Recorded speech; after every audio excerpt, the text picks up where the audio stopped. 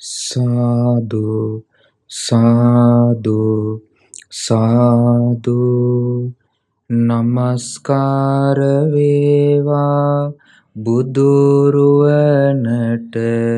සැමදා බුදු හිමි සරණ යමි.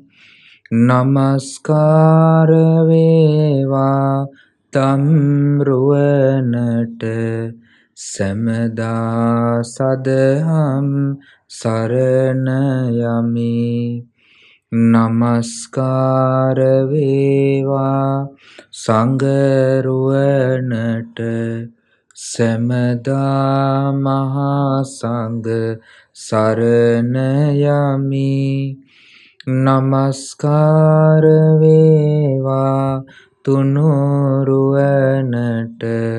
සැමදා තිසරණ සරණ යමි.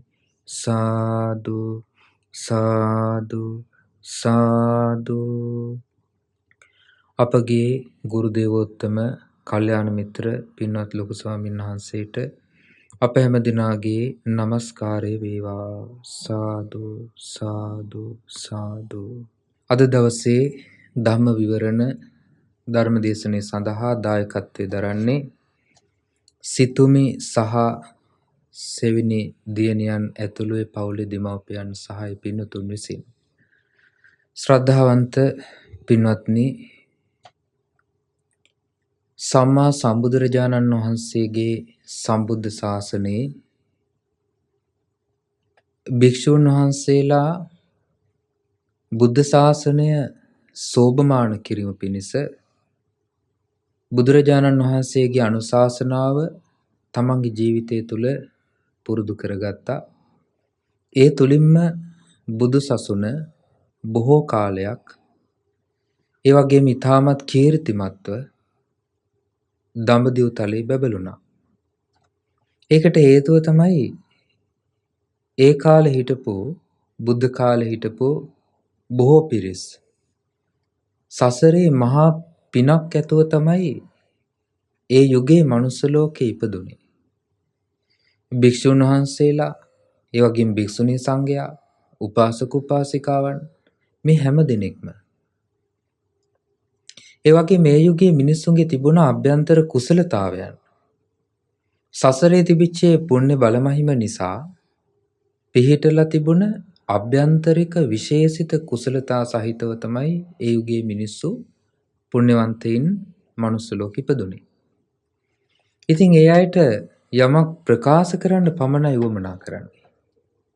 ඒ ප්‍රකාශ කළ පමණින් ඒ ඇසූ දෙය තමන්ගේ ජීවිතය තුළ පුරුදු කරගත්තා. ඒ තමයි බුදුරජාණන් වහන්සේ නමකේ තියෙන බුද්ධානුභාවය. ඒ වගේම ඒ ධර්මයේ තියෙන ධම්මානුභාවය, ඒ වගේම රහතන් වහන්සේලාගේ තිබිච්ච අනුභවය. ඒ වගේම පුණ්‍ය 이르දිය. පුණ්‍ය 이르දිය කියන්නේ ඒ යුගයේ පහළ වෙන මිනිසුන්ට තිබිච්ච පුණ්‍ය විපාකය.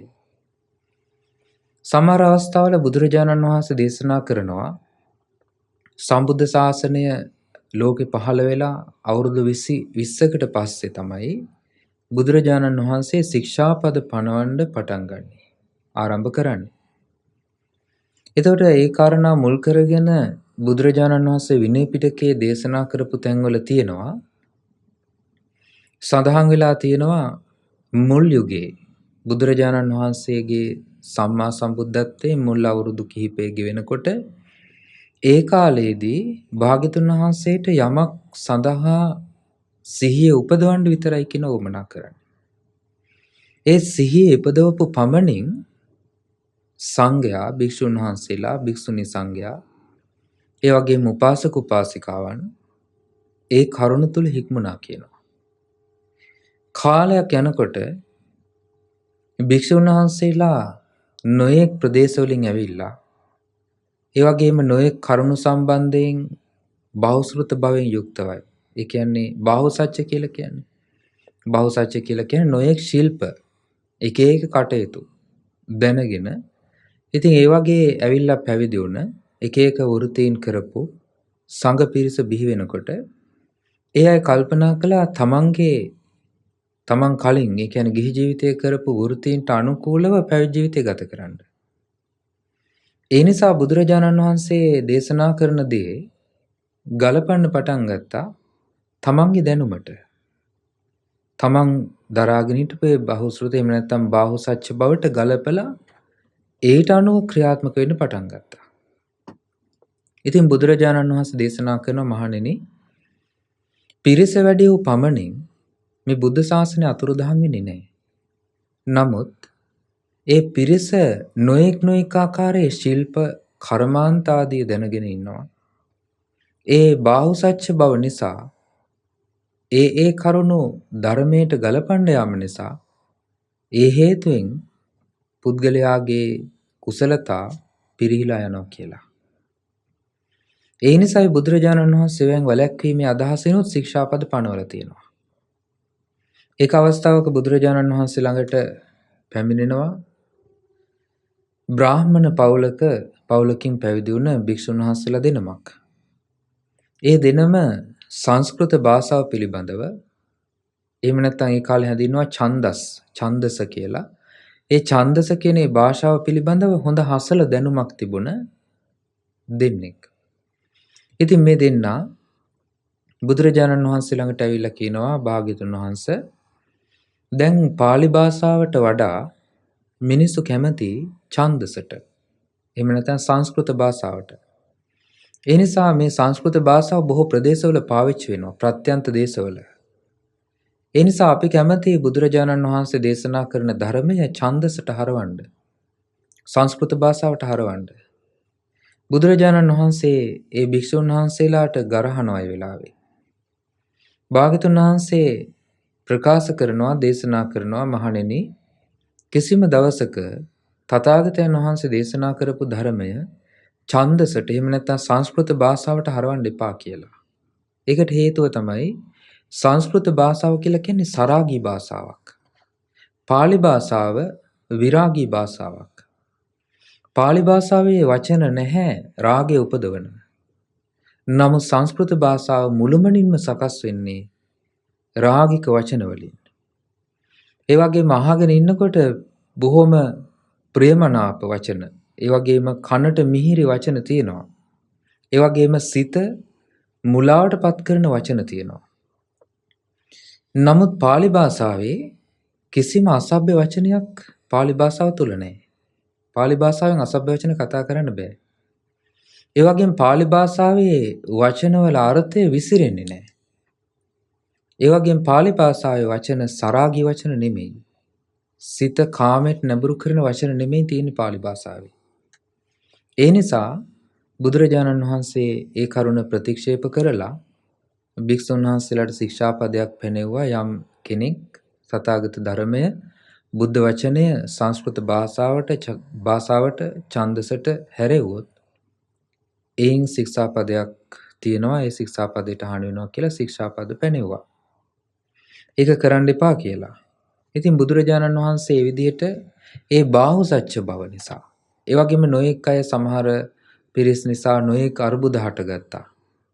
ඒ කියන්නේ ඔබ අහලා ඇති බුදුරජාණන් වහන්සේ සංඝයාට ප්‍රකාශ කරන අසුභය වඩන්න ඒ වෙලාවේදී බුදුරජාණන් වහන්සේ මාස 3ක් වනාන්තරයේ වැඩ සිටිනවා. ඒ මාස 3 ඇතුළතදී භික්ෂුන් වහන්සේලා විශාල පිරිසක් ඝාතනය කරනවා. ඒ ඝාතනය කරන්නේ තමන්ගේම කැමැත්තෙන් තමයි ඝාතනය කරගන්නේ. ඝාතනය කරවා ගන්නේ ගෙලසිඳලා. ඒ ගෙලසිඳින්න බාර දෙන්නේ බුදුරජාණන් වහන්සේගේ ශාසනයේ පැවිදි වුණ කලින් ඒ කියන්නේ රැකියාවක් විදිහට ඒ තැනැත්තා කරලා තිබුණේ අලුගෝසුවෙක්. අලුගෝසුවෙක් කියලා කියන්නේ මිනිස්සුන්ව මරණ රජුරෝ දඬුවම් දුන්නාම මිනිස්සුන්ව ඝාතනය කරන්නේ එයා තමයි. ඉතින් එයා පැවිදි වෙලා හිටියා. ඉතින් බොහොම සිල්වත්ව හිටියා. නමුත් ඒ තමන්ගේ ඒ තිබිච්ච කලින් කරපු රැකියාව හේතුවෙන් භික්ෂුන් වහන්සේලා ඝාතනය කරන්නේ භික්ෂුන් වහන්සේලා ඉල්ලා හිටියා මෙයා කලින් ඒ රැකියාව කරපු බව දැනගෙන. ඊට පස්සේ බුදුරජාණන් වහන්සේ ශික්ෂාපද පැනෙවුවා. බොහොම බරපතල ශික්ෂාපදයන් භාග්‍යතුන් වහන්සේ හේතුවෙන් පැනෙවුවා. එතකොට මේ වගේ ඒ බාහු සත්‍ය බව. එහෙම නැත්නම් බාහු සත්‍ය බව කියන එකේදී මංගල සූත්‍රයේ තියෙන බාහු සත්‍ය බව කෙනෙකුට ජීවිතය සාර්ථක කරගන්න උවමනා කරන දෙයක්. නමුත් බුදුරජාණන් වහන්සේ දේශනා කරනවා බොහෝ කරුණු බොහෝ දේවල් දැනගෙන සිටීම තුළ යම් හානියක් තියෙන්න පුළුවන්. ඒ හානිය ඇති වෙන්නේ ඒකට කියනවා පටිභාණය කියලා. ඒ කියන්නේ පටිභාණය කියන්නේ අපි හිතමු මොනවා හරි කටයුත්තක් සම්බන්ධයෙන් එතකොට කෙනෙක් වැඩිහිටි සංඝයා එහෙම නැත්නම් වැඩිහිටි භික්ෂුන් වහන්සේලා යම් කටයුත්තක් යම් පිළිවෙලකට කරන්න සූදානම් වෙනකොට ඒකට බාධා ඇති වෙන විදිහට ඒ Tamante ඒ කරුණ වැටහීම නිසා සමහර විට තමන්ගේ ශික්ෂාපද හානි වෙන විදිහට කටයුතු සිද්ධ වෙන්න පුළුවන්. එතකොට මේ කාරණා නිසා බුදුරජාණන් වහන්සේ පටිභාණය එහෙම නැත්නම් ශිල්ප දැනුගත් බව කියන එක යම් අවස්ථාවක භාග්‍යතුන් වහන්සේ පෙන්ලා දීලා තියෙනවා සිල්වත් බවට ඒ වගේම ධර්ම අවබෝධයට හානි කරන දෙයක් විදිහට. ඉතින් ඒ නිසා නුවණ තියෙන කෙනා කරන්න ඕනේ ඒක තමන්ගේ හැකියාවන්, තමන්ගේ දැනුම, තමන්ගේ ඥානය ඒක පාලනය කර ගැනීම. ඉතින් මේ වගේ කරුණුත් ඒ වගේම නොඑක ආකාරයේ බුදුරජාණන් වහන්සේ දේශනා කරපේ ශාසනයේ පරිහානීය ධර්ම. ඒවට කියනවා ආසවට්ටානීය ධර්ම කියලා. ආසවට්ටානීය ධර්මයන් පහළ වෙද්දී තමයි බුදුරජාණන් වහන්සේ ශික්ෂාපද පැනෙව්වේ.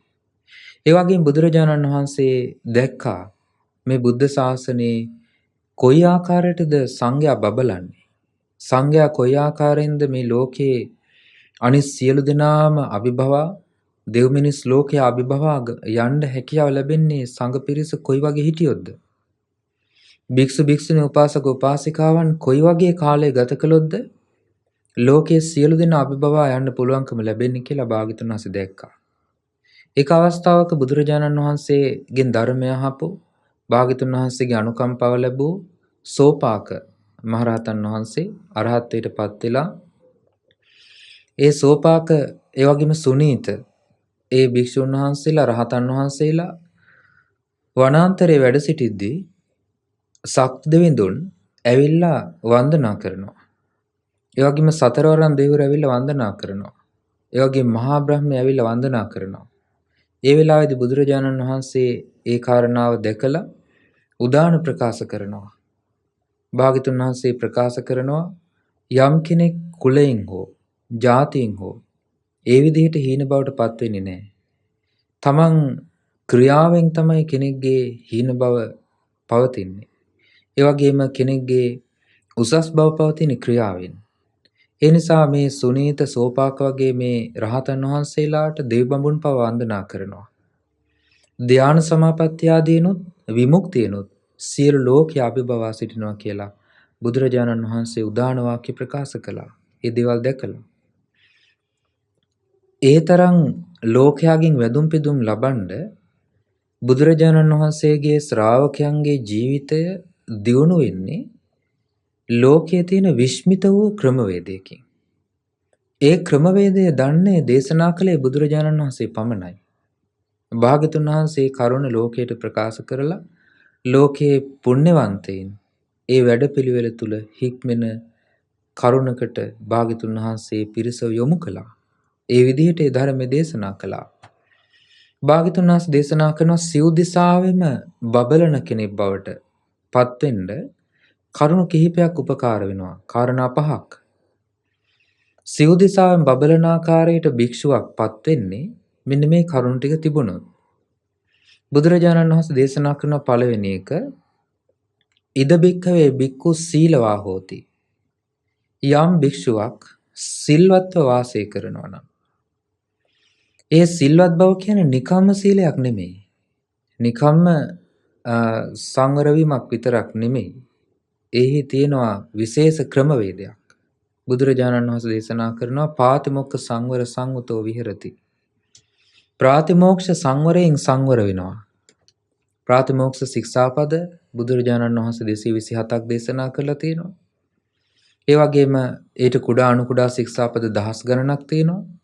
ඒ ශික්ෂාපදයන් තුල සංවරව වාසය කරන ඒතකොට ප්‍රාතිමෝක්ෂ සීලය.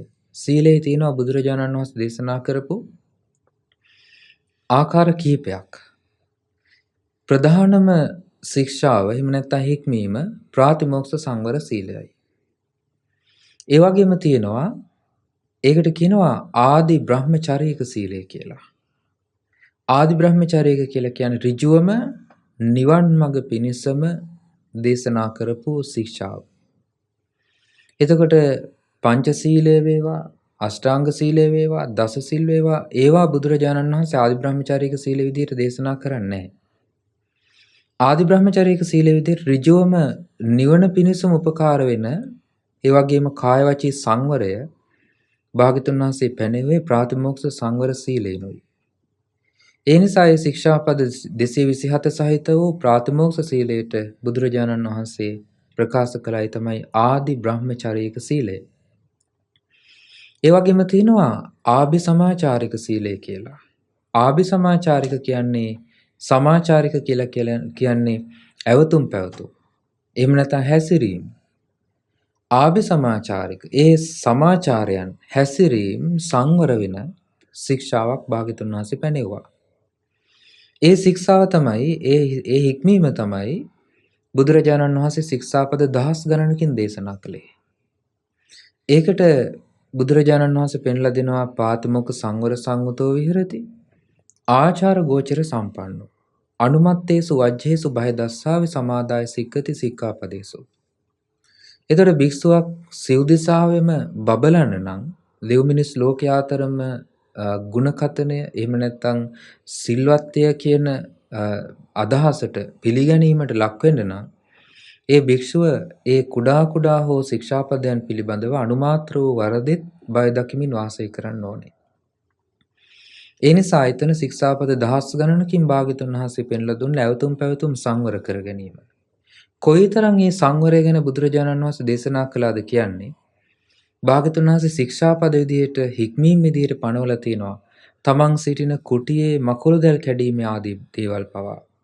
ඒ වගේම තමන් සිටින කුටිය අතුගාන්නේ කොහොමද? ඒ වගේම සිවුරක් හොදන්නේ කොහොමද? ඒ සිවුර හොදලා වැලට දාන්නේ කොහොමද? ඒ සිවුර නමලා තියන්නේ කොහොමද? ඒ සිවුර නමලා තියෙන පිළිවෙල කොහොමද? නැමුම් පාරවල් තියෙන්න ඕනේ කොයි පැත්තටද?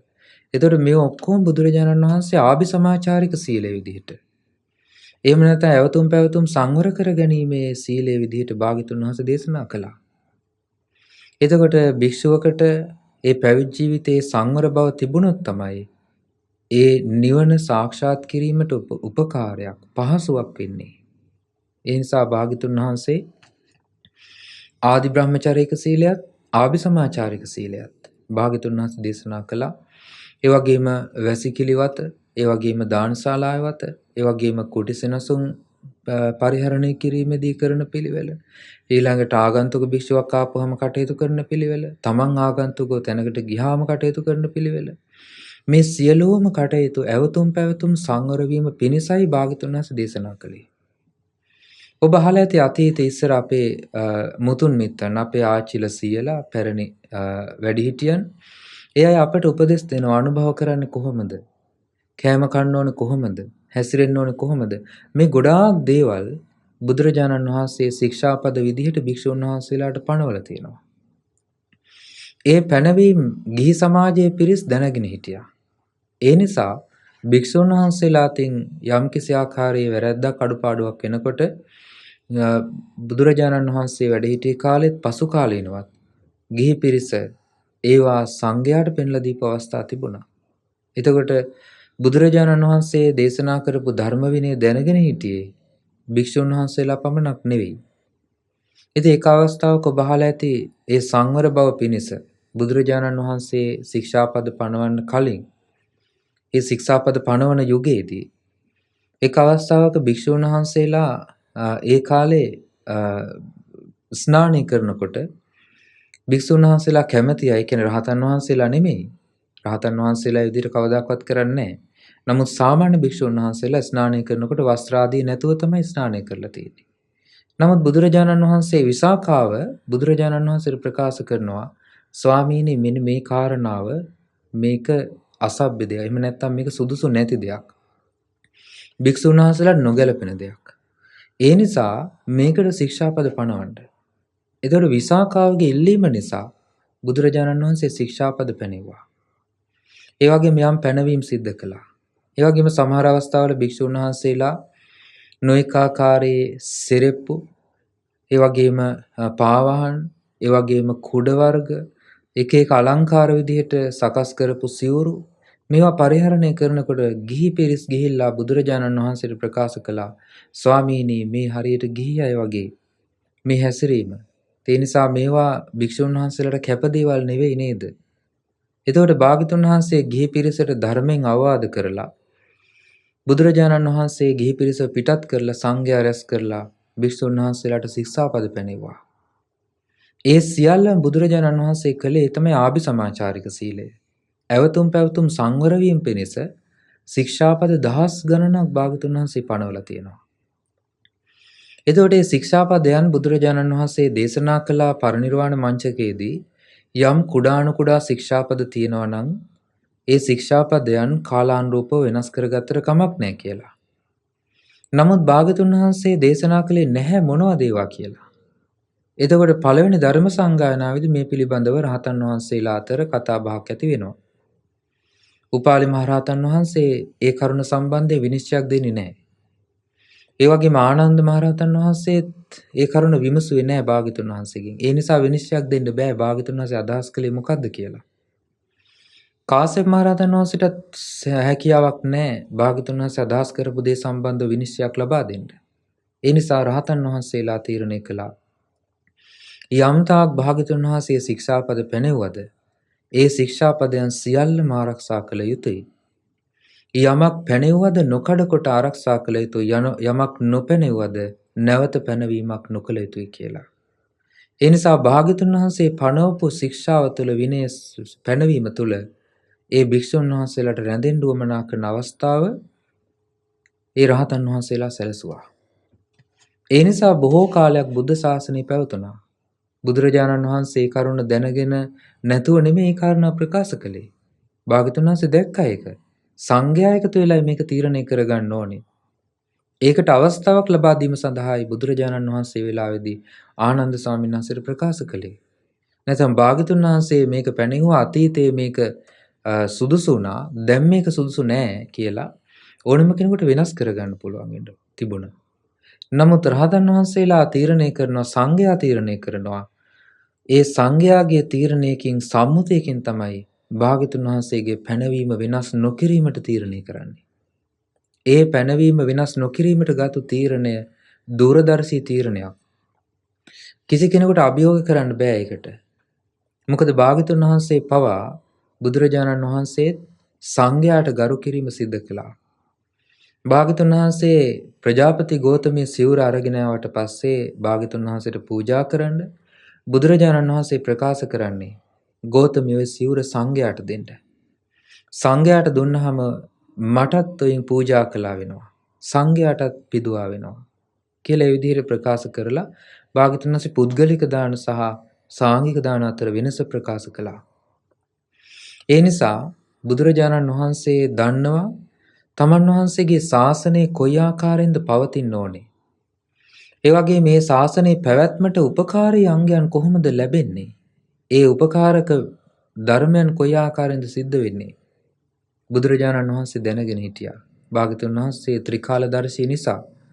ඒ නිසා බුදුරජාණන් වහන්සේට හැකියාව තිබුණා භාග්‍යතුන් වහන්සේගේ දසබල ඥාන, විශාරද ඥාන තුල පිහිටලා භික්ෂුන් වහන්සේලාට ඒ යම් සංවරයක් සිව් දිසාවෙම බබලන විදිහට දෙව් මිනිස් ලෝකයේ අතර මිනිසුන් අතර පමණක් නෙමෙයි දෙවියන් අතර පවා මේ සංඝයා, මේ සංඝ පිරිස, එහෙම නැත්නම් මේ භික්ෂුව සිල්වත් භික්ෂුවක් කියලා පැනවෙන ආකාරයට, ප්‍රසිද්ධ වෙන ආකාරයට සංඝයා අතර ඒ චිර ප්‍රසිද්ධ බව බුදුරජාණන් වහන්සේගේ සීලය තුලින්, භාග්‍යතුන් වහන්සේ පනවපු ශික්ෂා පද තුලින් සිද්ධ වුණා. ඒ නිසා අතීතයේ යම් සංඝ පිරිසක් දෙව් මිනිස් ලෝකයා අතර වන්දනාමානයට ලක් වුණාද, වැඳුම් පිදුම් ලැබුවාද, ඒ වගේම ප්‍රසිද්ධ වුණාද සිල්වත්ය කියලා, ඒ තමයි පළවෙනි කාරණාව. සිව් දිසාවේ ප්‍රසිද්ධියට පත් වෙන පළවෙනි කාරණාව බුදුරජාණන් වහන්සේ වදාළා. ඊළඟට දෙවෙනි කාරණාව බුදුරජාණන් වහන්සේ දේශනා කරපු සිව් දිසාවෙම ප්‍රසිද්ධියට පත් වෙනවා බහුසුතෝ හෝති සුතධරෝ සුතසන්නිචයෝ. බහුශ්‍රත භාවයෙන් යුක්ත නම් යම් භික්ෂුවක්, භික්ෂුණියක් උපාසක උපාසිකා මේ සිව්වණක් පිරිසම දැන් බලන්න බුද්ධ කාලයේ භික්ෂුන් වහන්සේලා අතර බහුශ්‍රృత භික්ෂුන් වැඩ සිටියා. ඒ භික්ෂුන් වහන්සේලා සොයාගෙන ගිහි පිරිස ආවා. ආනන්ද ස්වාමීන් වහන්සේ ආනන්ද මහරහතන් වහන්සේ බොහෝම ප්‍රසිද්ධයි බහුශ්‍රృత භික්ෂුවක් විදිහට. බුදුරජාණන් වහන්සේ දේශනා කළ බහුශ්‍රృత භික්ෂුන් වහන්සේලා අතර අග්‍රස්ථානය ලබා දුන්නා. ඒ වගේම සාරිපුත්ත මහරහතන් වහන්සේව සොයාගෙන ආවා. මුගලන් මහරහතන් වහන්සේව සොයාගෙන ආවා.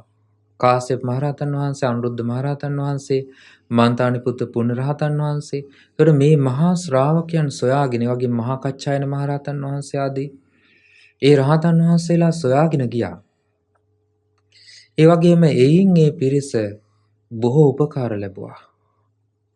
ඒ වගේම මහා කච්චායන මහරහතන් වහන්සේ ගැන සඳහන් වෙනවා මේ ප්‍රදේශයේ දක්ඛිනාගිරි කියන ප්‍රදේශ. දක්ඛිනාගිරි කියලා කියන්නේ ඉන්දියාවේ මධ්‍යම ප්‍රදේශය. වර්තමානයේ මධ්‍ය ප්‍රදේශයේ ඒ අවන්තිය සහ ඒ ප්‍රදේශයේ භික්ෂුන් වහන්සේලා බුදුරජාණන් වහන්සේ ජීවමානව සිටිද්දිත් භික්ෂුන් වහන්සේලා බොහොම අඩු ප්‍රදේශයක්. ඒ නිසා සෝන කුටිකන්න උපාසකතුමාට පැවිදි වෙලා වසරකට පස්සේ බොහෝ කාලයකට පස්සේ තමයි වසර 3කට පස්සේ තමයි උපසම්පදාව ලබන්නේ.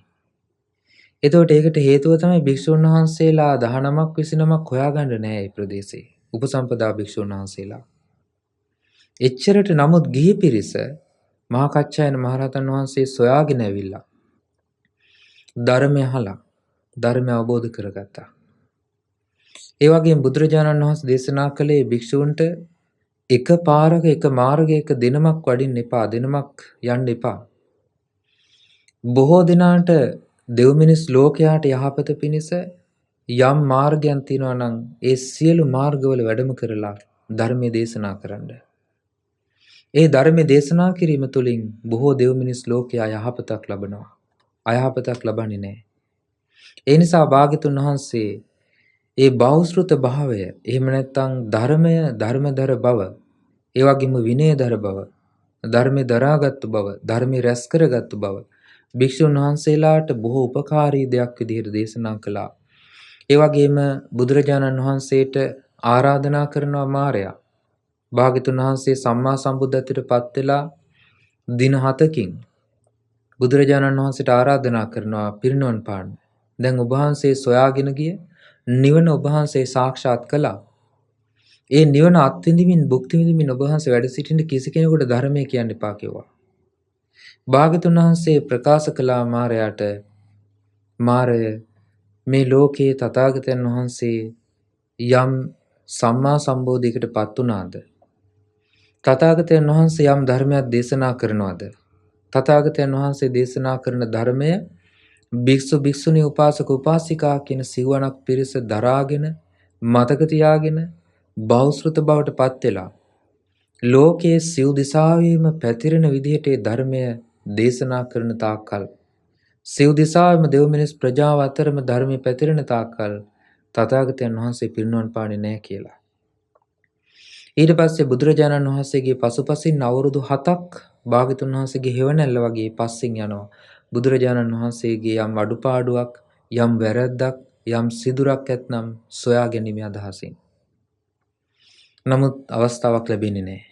ඒතර බුදුරජාණන් වහන්සේ වදාළේ යම්තාක් භික්ෂු භික්ෂුණී උපාසක උපාසිකා කියන මේ සිව්වණක් පිරිසම පරමත ඛණ්ඩනය කරලා ධර්ම විනය මතු කරලා ඒ වගේම දුෂ්ප්‍රාඥ මත ඛණ්ඩනය කරලා ධර්මයේ ඉස්මතු කරලා ලෝකේ ප්‍රකාශ කරන්න පුළුවන් වෙන තාක්කල් තථාගතයන් වහන්සේ පිරිනුවන් පාන්නේ නැහැ කියලා. ලෝකයේ දුර්මත ධර්ම විනයට විරුද්ධ මතවාද නොයේ කාලවල පහළ වෙනවා. බුද්ධ කාලෙත් පහළ වුණා. රහතන් වහන්සේලාට පිළියම් යෙදුවා. ඒ වගේම භාග්‍යවතුන් වහන්සේ පිරිනුවන් පාලා මාස 3කින් ධර්ම සංගායනා කළේ දුර්මත සිඳින්නයි. ඒ බහුශ්‍රృత භවෙන් යුතු සංඝයා එකතු වෙලා තමයි මේ දේ කළේ. ඒ වගේම භාග්‍යවතුන් වහන්සේගේ පරිනිර්වාණයෙන් වසර 100කට පස්සේ සංඝයා ධර්ම සංගායනා කරලා රහතන් වහන්සේලා එකතු වෙලා ඒ බහුශ්‍රృత සංඝයා ධර්ම සංගායනා කළේ.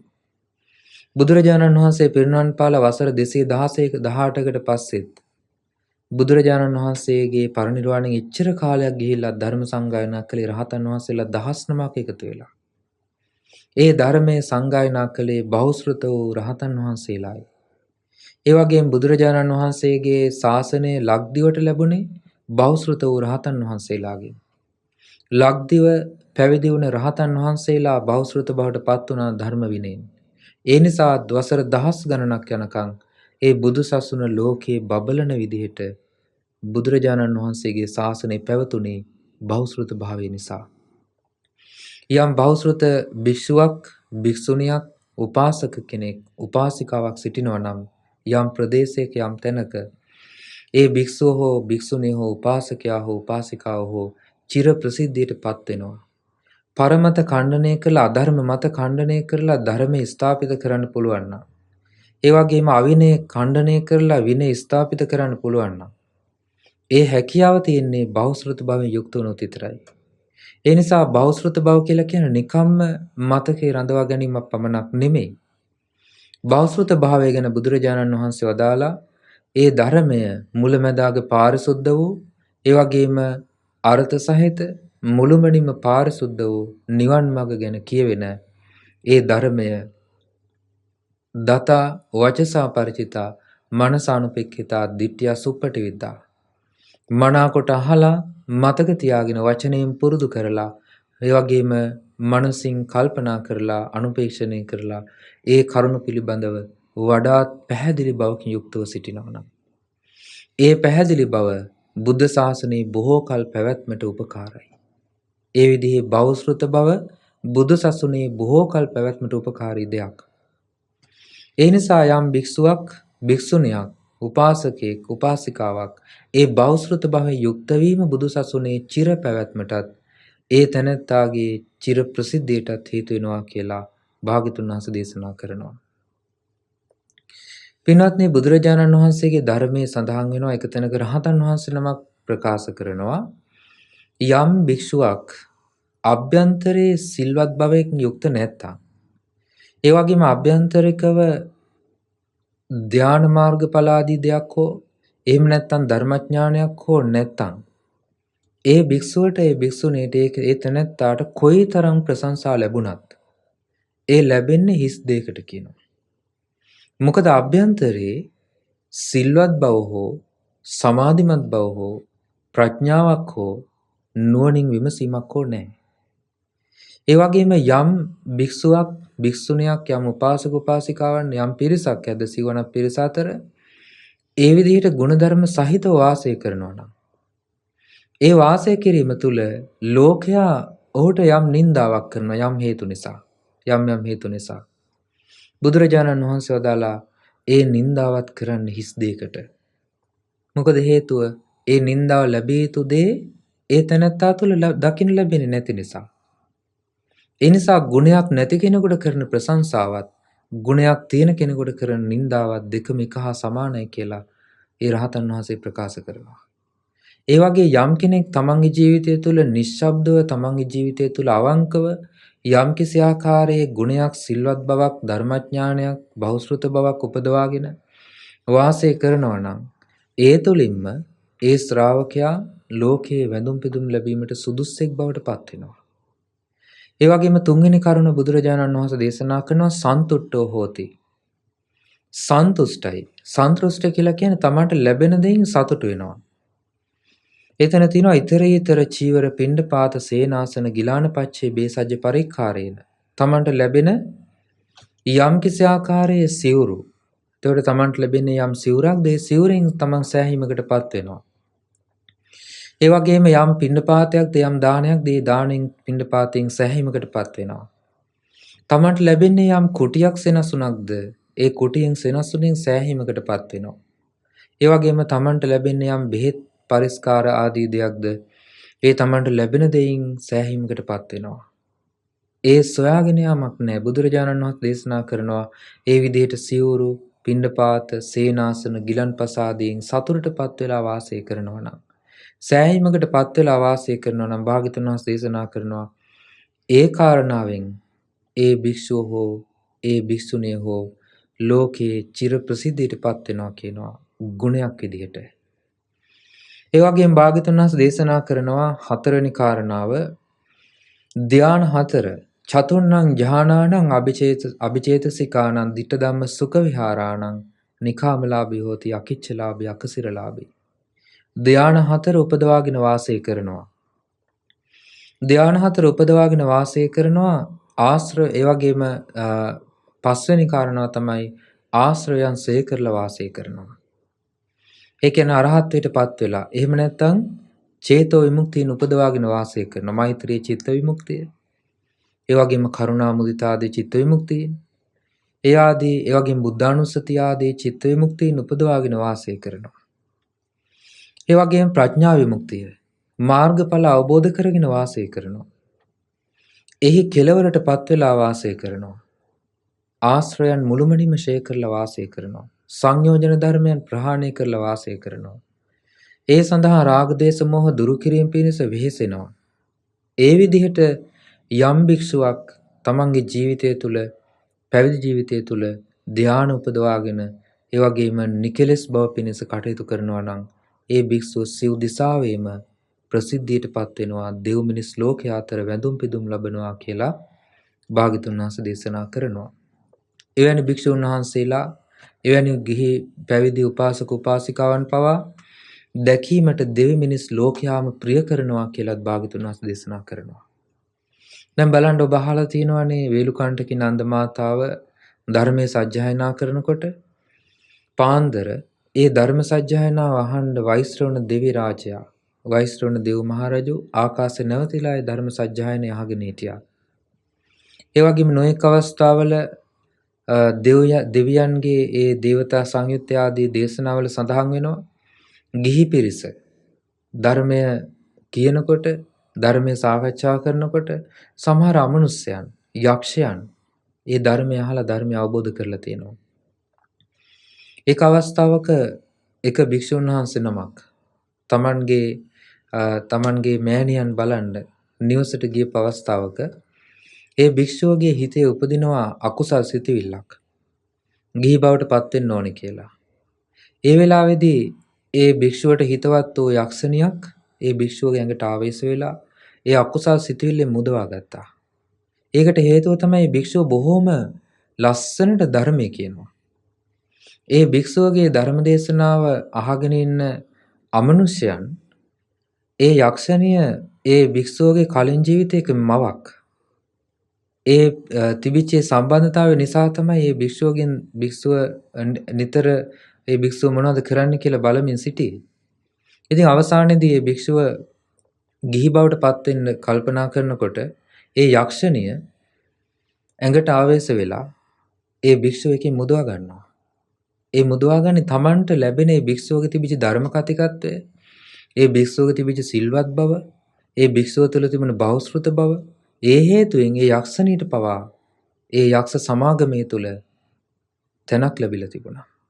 ඉතින් එහෙම එකේ භික්ෂුන් වහන්සේලාට එහෙම ලැබෙන එක ගැන කවර කතාවද? එතකොට ඒ භික්ෂුණී උපාසක උපාසිකා දැන් එක තැන සමහර තැන්වල තියෙනවා කේමා භික්ෂුණිය බැහැ දකින්න බොහෝ දුර බැහැර ඉඳන් බොහෝ උපාසිකාවන් එනවා කියලා. ඒ වගේම සමහර පටාචාරා භික්ෂුණිය ධර්මයේ දේශනා කරනකොට ඒ භික්ෂුණිය දේශනා කරන ධර්මය අහන්න සතපුම් සිය ගණන් දුර ඉඳන් පැමිණෙනවා කියලා ඒ මිනිස්සු ධර්මය අහන්න. ඒ භික්ෂුණියක් තුලත් ඒ වගේ තියෙනවා නම් ඒ වගේම උපාසක උපාසිකාවන් තුල ඒ වගේ මේක අවස්ථාවක බුදුරජාණන් වහන්සේගේ අග්‍රදායක වූ අනේ පිණිසිටුතුමා එක් අවස්ථාවක දන් දෙනකොට ඒ දාණය ගැන එක දිව්‍යාංගනාවක් ඒ මාලිගාවේ මේ සේසතට අධිග්‍රහිත විටපු දිව්‍යාංගනාවක් ඒ දන් දීම ගැන දුර්ගුණ කියනවා. දන් දීලා තමයි මෙච්චර දුප්පත් උනේ දැන්වත් ඔක නවත්තන්න කියනවා. ඒ වෙලාවේදී අනේ පිණිසිටුතුමා ඒ දිව්‍යාංගනාවට ගරහලා නිඳා කරලා තමන්ගේ මාලිගාවේ නොසිට පිටත් වෙන්න කියලා තදින් අවවාද කරනවා. අසරණ වෙලා ඉන්නේ නැද්දී භාග්‍යතුන් වහන්සේ තමයි අවසානයේදී පිහිට වෙන්නේ දිව්‍යාංගනාවටත්. එතකොට ඒ වගේ සිද්ධි පවා සිද්ධ වුණේ බලන්න. එතකොට මේ භික්ෂුන් තුල භික්ෂුණීන් වහන්සේලා තුල උපාසකයන් තුල උපාසිකාවන් තුල තිබිච්ච විශාරද බව.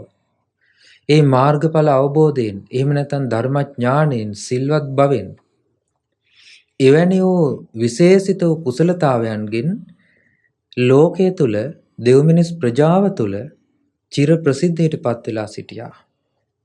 ඒ නිසා එවැනි යම් සිවණක් පිරිස අතර යම් පිරිසක් සිටිනවා නම් මෙවැනි ගුණේ යුක්තව ඒ පිරිස සිව් දිසාවෙම බබලනවා. ඒ සිව් දිසාවම බබලවන්න ඒ අයට පුළුවන්කම තියෙනවා කියලා භාග්‍යතුන් වහන්සේ දේශනා කරනවා. ඒ වගේම බුදුරජාණන් වහන්සේ දේශනා කරනවා ආරණ්‍ය වාසය කරනවා නම් ඒත් ගුණධර්මයන්ගේ යුක්ත වෙන්න ඕනේ. දැන් අපි හිතමු කෙනෙක් යම් භික්ෂුවක් කැමති වූ පමණින් යම් උපාසකෙක් උපාසිකාවක් භික්ෂුණියක් කැමති වූ පමණින් වනාන්තරයට ගිහිල්ලා වාසය කරන්න බෑ. වනාන්තරයේ වාසය කරනවා නම් Taman තුළ විශේෂිත වූ කුසලතා රාශියකින් යුක්ත වෙන්න ඕනේ. පළවෙනි එක බුදුරජාණන් වහන්සේ වදාළේ ඒ තමයි සිල්වත් බව. අර කලින් ඒ දේශනාවේ තිබිච්ච විදිහටම සිල්වත් බව. ඒ වගේම දෙවෙනි එක බහුශ්‍රృత බව. තුන්වෙනි එක බුදුරජාණන් වහන්සේ දේශනා කරනවා ආරද්ධ විරියෝ විහෙරති. අකුසලානං ධම්මානං පහනාය කුසලානං ධම්මානං උපසම්පදාය. තාමවා දල්හ පරක්කම අනික්කිත දුරෝ කුසලේසු ධම්මේසු. ඒ භික්ෂුව හෝ භික්ෂුණිය හෝ උපාසක උපාසිකාවන් හෝ වනාන්තරේ වාසය කරන්න කැමති නම් හුදකලාවේ වාසය කරන්න කැමති නම් තියෙන්න ඕනේ බලවත් වීරියක්. ආරම්භ කරන ලද බලවත් වීරියක් තියෙන්න ඕනේ. ඒ කුමක් පිණිසද? අකුසලානං ධම්මානං පහනාය. අකුසල් දහම් දුරු කිරීම පිණිස. ඒ වගේම කුසල ධර්මයන් උපදවා ගැනීම පිණිස. ඒ වගේම තාමවත් දැඩි වීරියක්, දල්හ පරක්කම දැඩි උත්සාහයක්. අනික්කිත දුරෝ තමන්ට පැවරුණ වගකීම බැහැර නොකරන අදහසක්. එතකොට භික්ෂුවක් නම් පැවරුණ වගකීම තමයි සියලු දුකින් නිදහස් වීම. ඒ වගේම උපාසක උපාසිකාවන්ට තියෙන වගකීමක්. ජීවිතයේ අවසාන මොහොතට පෙර භාග්‍යතුන් වහන්සේගේ ධර්මය අවබෝධ කර ගැනීම. ඒ තමයි ගිහි උපාසක උපාසිකාවන්ට ලැබෙන තමන්ට ලැබෙන වගකීම. එතකොට ඒ වගකීම ඉක්මවා නොයන්න ඕනේ. ඒක හැම වෙලාවෙම මතකයේ තියෙන්න ඕනේ. ඒ නිසා අනික්කිත දුරෝ තමන්ගේ වගකීම අත් නොහැර කටයුතු කරන්න දක්ෂ වෙන්න ඕනේ. ඒ වගේම කුසල ධර්මයන් පිළිබඳව කුසල දහම් උපදවා ගැනීම පිළිබඳ බලවත් වීරියක් තියෙන්න ඕනේ. භාග්‍යතුන් වහන්සේගේ ශ්‍රාවකෝ රහතන් වහන්සේලා පවා ප්‍රකාශ කරනවා තේර ගාථාවල යම් භික්ෂුවකට වනාන්තරයට යන්න කැමති වූ පමණින් වනාන්තරයට යන්න එපා කියනවා. ඒ භික්ෂුව ඉස්සෙල්ලා බලන්න කියනවා තමන්ගේ ජීවිතේ තමන්ගේ සිල්වත් බව ගැන විමසලා. ඒ වගේම මේ සිල්වත් බව එහෙම නැත්නම් ධර්මඥානය ඒ කරුණ උපදවාගෙන අවුරුදු 5ක් තමන්ගේ ගුරුවරුන් ඇසුරේ සිටින්න ඕනේ. අවුරුදු 5කට පස්සෙත් ඒක බැරි නම් බුදුරජාණන් වහන්සේ දේශනා කරන එහෙනම් ඒ කෙනා ජීවිත කාලය පුරාවටම තමන්ගේ ගුරුවරුන් ඇසුරේ සිටිය යුතුයි. වැඩිහිටි සංඝයා ඇසුරේ සිටිය යුතුයි. ශාස්ත්‍රඥ වහන්සේ ඇසුරේ සිටිය යුතුයි. ඒකට හේතුව තමයි අවුරුදු 5ක් කියලා කියන කාලය බුදුරජාණන් වහන්සේ කාලේ පින්වන්තයින්ට බොහෝ දේවල් කරගන්න පුළුවන් හැකියාව තිබිච්ච කාලයක්. ඒ නිසා වසර 5ක කාලයක් වස් 5ක් ගත වෙනකන් උපසම්පදා වෙලා පැවිදි වෙලා සංඝයා අතරේ සිටිනවා. ඒ කාලය තුළ ඇවතුම් පැවතුම් සංවර වීම, හික්මීම, ප්‍රාතිමෝක්ෂ සීලයේ හික්මීම, ඒ වගේම ඉන්ද්‍රිය සංවරය මේ ආදී නොයෙක් ශික්ෂාපදයන් ශික්ෂාවන් තුළ හික්මෙනවා. ඒ වගේම ගැඹුරු ධර්මයන් පිළිබඳව විමර්ශනය, ඒ වගේම බොජ්ජංග ධර්මාදී ගැඹුරු ධර්මයන් ජීවිතය තුළ උපදවා ගන්න පුළුවන් හැකියාව, ඉන්ද්‍රිය ධර්මයන් පරිපූර්ණ කර ගැනීම, ඉන්ද්‍රිය ධර්මයන් සමකොට වඩන්න පුළුවන් හැකියාව. ඒතර මේ කුසලතාවයන් උපදවා ගන්නවා වසර 5ක කාලයක්. ඒ වසර 5ක කාලයකදී ඊට කරගන්න බැරි වුණොත් ජීවිත කාලේ පුරාම ඉන්න කියනවා සංඝයා අතරේ. ඒ මොකද අර අකුසල් හිතට එන අකුසල අරමුණු හුදකලා වුණාට පස්සේ විමසලා දුරු කරගන්න බෑ.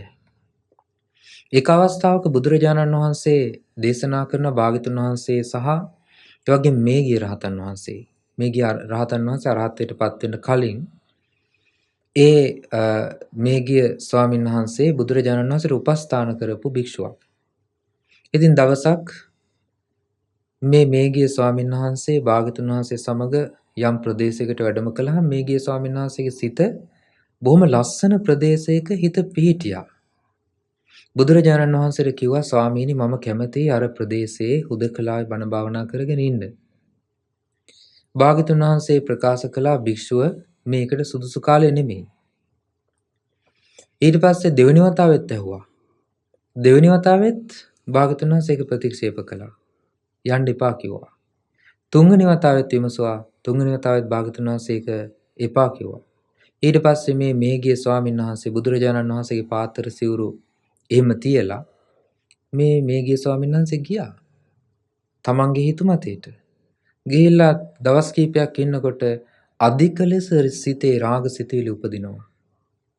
අධික ලෙස සිතේ කාම සිතවිලි උපදිනවා. ඒවා මැඩගන්න බෑ. ඒවා දුරු කරගන්න බෑ. ඊට පස්සේ ආපහු අඬාගෙන බුදුරජාණන් වහන්සේ ළඟට එනවා.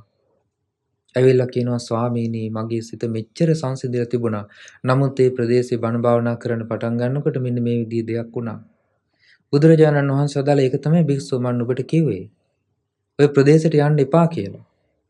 මොකද හේතුව ඔය ප්‍රදේශේ නුඹ මේට බොහෝ කාලයකට කලින් රාජ්‍ය කරපු ඔබේ හිත පුරුදු ප්‍රදේශයක්.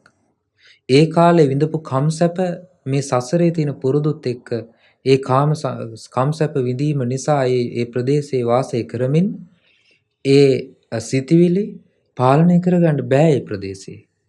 ඒ නිසා මෙන්න මේ විදිහට කරන්න කියලා උපදේශ මාලාවක් භාග්‍යතුන් වහන්සේ දෙනවා.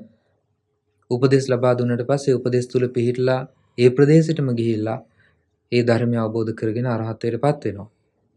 එතකොට බුදුරජාණන් වහන්සේ දැක්කයි භික්ෂුවගේ සිත මෝරලා නැහැ කියලා.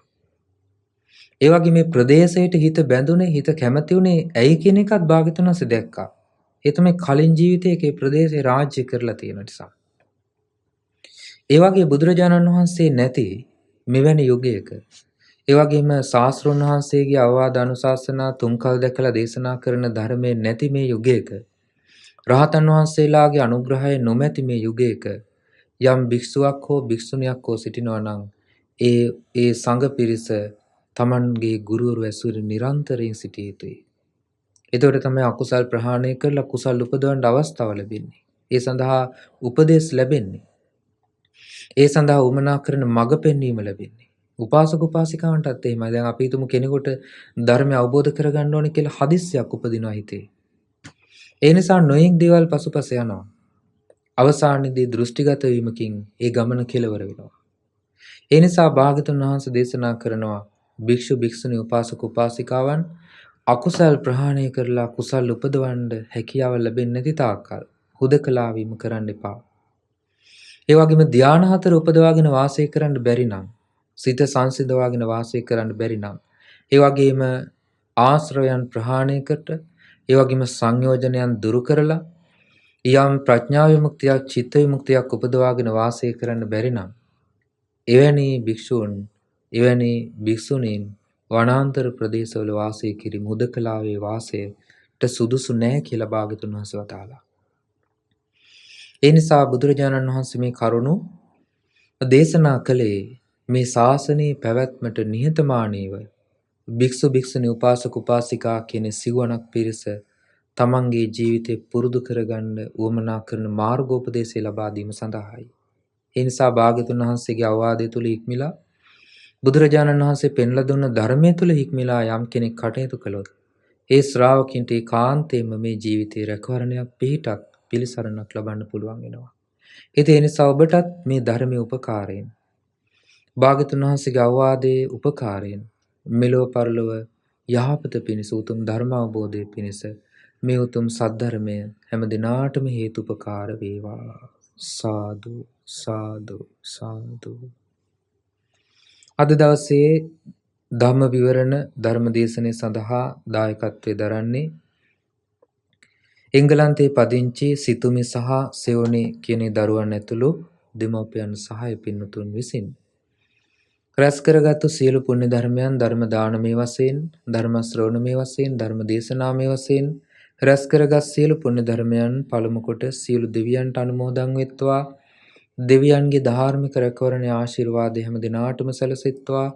සියලු දෙවියෝ දුතුම් ධර්ම අවබෝධයෙන් සසර දුකින් අත මිදෙත්වා. සාදු සාදු සාදු. ඒ වගේම ගුරු දේවෝත්තම කල්යාණ මිත්‍ර පින්වත් ලොකු ස්වාමීන් වහන්සේට මේ සියලු පින් අනුමෝදන් වෙත්වා. නිදුක් වේවා නිරෝගී වේවා චිර ජීවනයේ ලබත්වා. උතුම් ධර්මාබෝධය පිණිස මේ සීල පින් හේතුපකාර වෙත්වා. සාදු සාදු සාදු. ඒ වගේම අද දවසේ දායකත්වයේ දරන පින්වතුන් නමින් මේ පරිලෝකීය ගුණපාල අරඹගේ සහ ඊබට් රාජපක්ෂ මුත්තණුවන් දෙපළට, ඒ වගේම රත්නසූරිය මිත්තණිවරුන් දෙපළ, ඒ වගේම අරඹගේ මුත්තණුවන් සහ ඒ වගේම මේ ජීවිතේත් ඒ වගේම ආනන්ද සසර පුරාවටත් මේ පරිලෝකීය යම්තාක් ඥාති පිරිසෙද්දී හැම දිනාට මේ පින් අනුමෝදන් වෙත්වා. ඒ අයගේ පරලොව ජීවිත සැපවත් වේවා, සුවපත් වේවා, සංසාර දුකින් අත මිදෙත්වා. ඒ වගේම සුජීවත්ව සිටින සමදරා රත්නපාල සහ කරුණා ආරම්භගේ ඒ මිත්තණිවරුන්ටත්, ඒ වගේම ආරම්භගේ සහ රාජපක්ෂ පවුලට සම්බන්ධ ඒ හැම දිනාටත් මේ පින් අනුමෝදන් වෙත්වා.